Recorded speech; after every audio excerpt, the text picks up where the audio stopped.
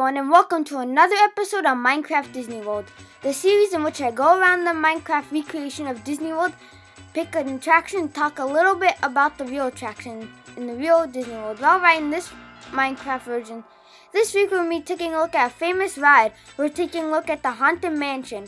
Now this is a ride that has a big factor for a lot of Disney fans. It's in Disneyland, it's in Disney World, and it's even in Tokyo Disney. And I believe they're working on some sort of spin-off for Hong Kong. Now, there's a ton of history to this ride, so much that I'm going to sort of keep this video brief and sort of skim over most of it, and then hopefully sometime soon in the future I could do a little bit longer, even series of the Haunted Mansion that delves deeper into the history of the ride and tells you a little bit about the specific illusionist that they used and how it became what it was and what it started as. But for now, let's take a brief look at the Haunted Mansion. So it's hard to actually talk about the Haunted Mansion in Disney World without talking a little bit about the Haunted Mansion in Disneyland. Now, the Disneyland version opened in August of 1969, while the Disney World version opened in October of 1971. So the Disney World version technically did come later, but the rides are also virtually similar. At least at the time of opening, they were virtually the same ride, because at that point, Disney was under construction and they knew they were going to put a Haunted Mansion there. So while they were building the components in the Haunted Mansion for Disneyland, they were actually building a duplicate of every piece that they would send over to Florida and build in the Disney World version of the Haunted Mansion. But the history of the Haunted Mansion goes so much beyond that. In fact, the Haunted Mansion was an idea that existed before Disneyland was even built at the time. Harper Goff, who worked for Disney, was doing hallucinations of Disneyland, and that was sort of the way that they were promoting it to people who would sponsor the rides and, getting funded for it. And he had sketched into the illusion of Disneyland this haunted, twisted looking mansion. At the time, Walt had the idea of doing a walk-through Haunted Mansion.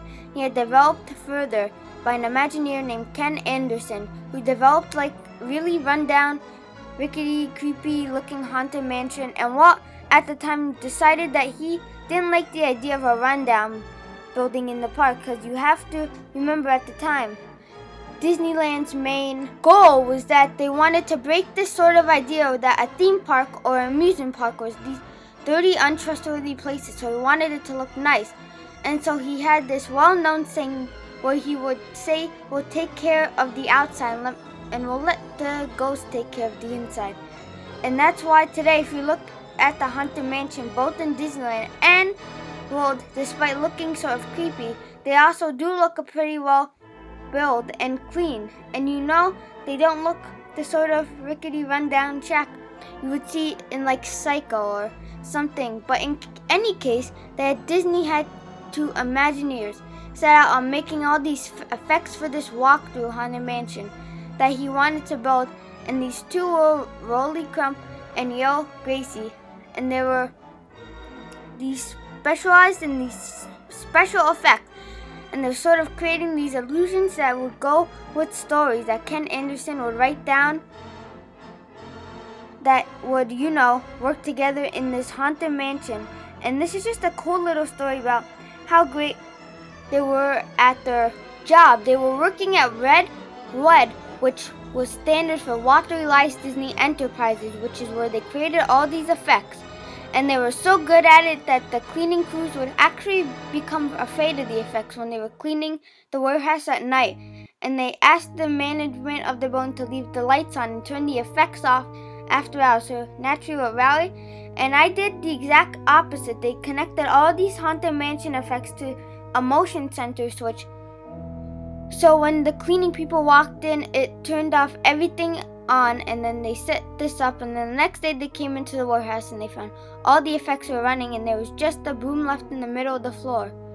And that's when management told them that they were to actually clean the studio themselves, because the cleaning crews were never coming back in any case they developed it. And they worked on it, and it actually had a really long developed period, and it was announced in 1961. And at the time they said it was going to open it in 1963. By 1963, they had built the outside of the building, but it still wasn't done. And then in 1965, they previewed it on television, although The Wonderful World of Disney, but it didn't actually open until 1969. Now, a big reason for this was Walt Disney wasn't totally happy with the way things are turning out, and he was a perfectionist. But on top of that, he was also working at the 1964 World's Fair. He was working on Disney World, and then unfortunately in 1966 he passed away, and Disney sort of went into this lockdown when he died, where they just didn't know what to do. So there were all these components that came together and caused it to have this really long development. Luckily, at the time it was developed later in the 60s, they were able to replace the concept of a walkthrough. However, how the mansion with an Omni and move your sister, which we've seen in other rides, which is the idea of just a long chain of vehicles that were always moving at the same pace, so that you would just have a constant addition and subtraction of guests on the ride. Walt also originally wanted to add a museum restaurant to the ride. He wanted to have a museum of the weird and just all of these weird things like man-eating plants and just something you wouldn't almost expect out of a Ripley's Believe It or Not, and then you would sit down and eat. But after he died, they sort of scrapped that idea, but it sort of led into another problem that the ride ran into when it was being built, which is that they had the two main designers on the ride. It was Marc Davis and Claude Coats. They're two famous Disney designers, but they were in constant clashing with each other over how the tone of the ride should be. One of them wanted it to be a scary ride, like a haunted mansion. The other, going more with like a Disney ride, wanted to be sort of silly and a little spooky, but just more jokey than anything else. And they never were able to agree, and ultimately what ended up happening was they just got their way, and all these scenes were sort of mixed together, and you can actually see today. If you ride the Haunted Mansion in Walt Disney World, the first half of the ride is, tires to be fairly creepy. Like you have the stair room, you have people just trying to break out of a coffin in the doors, and the scene, and just all of this stuff is meant to give you this grim mood, like there's really nothing funny or wacky about it. And then you have this transition when you're seeing the ballroom scene, or I should say the dining room scene, where after the point it starts to become wacky, and you have popping up behind the tombstones, and that's when it starts playing grinning ghosts, like the upbeat song, and you have your hitchhiking ghost, and it just sort of becomes a little more silly at that point.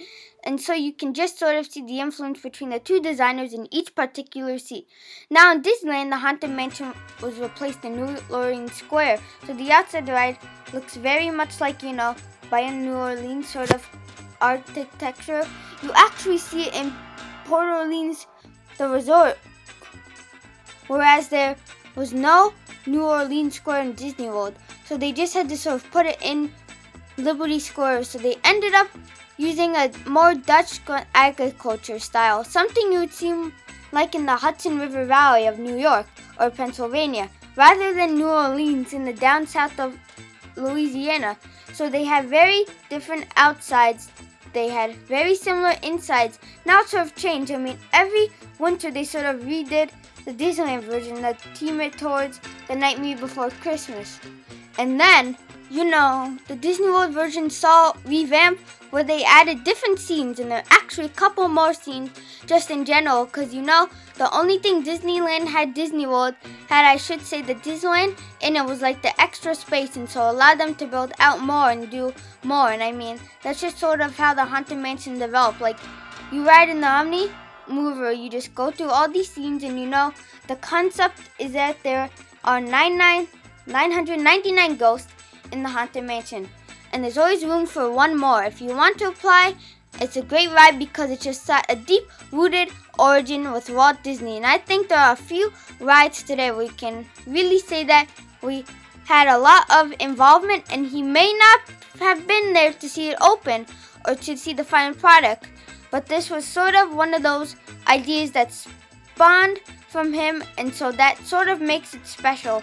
It was interesting because when it opened, in the 70s, or, the late 60s for Disneyland, a lot of people criticized it for not being scary. They expect the Haunted Mansion to be scary, but today, I think if you looked at it, you would see that there's a lot of love for this ride. It's a very nostalgic ride, and they're just sort of, I think, lends itself to one growing up into knowing that this was something that Walt had a big involvement in.